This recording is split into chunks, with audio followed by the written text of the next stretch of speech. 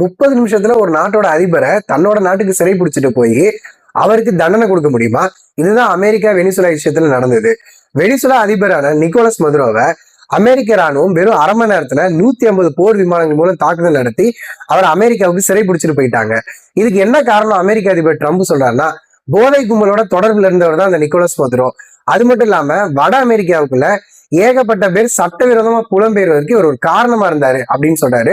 Maduro மட்டும் இல்லாம மதுரோவோட மனைவியான சிலியா புளோரஸையும் அமெரிக்கா கைது செஞ்சிருச்சு. இப்ப அங்க இடைக்கால அதிபரா டெல்சி ரோட்ரிகஸ் பதவி ஏத்துக்கிட்டாங்க. இப்ப அடுத்ததா ட்ரம்போட ஸ்டேட்மெண்ட் என்னன்னா, இதுவரையும் போதை கும்பல் அப்புறம் இந்த சட்டவிரோத புலம்பெயரை பத்தி பேசினவரு முக்கியமான ஒரு விஷயத்த சொல்றாரு. இனிமே வெனிசுலா என்ன நடக்க போறதுன்னு முடிவு பண்ண போறது அமெரிக்கா தான். அங்க ஆட்சியில இருக்க போறது யாருன்னு முடிவு பண்றதும் அமெரிக்கா தான்.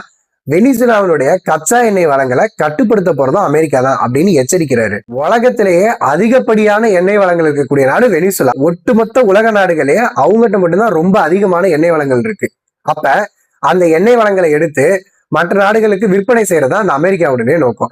இந்தியாவை பொறுத்தவரை வெனிசுலா கிட்ட இருந்து இப்ப பெரிய இறக்குமதிகள்லாம் கிடையாது. ஏன்னா அமெரிக்கா ஒரு பொருளாதார தடையெல்லாம் விதிச்சாங்க.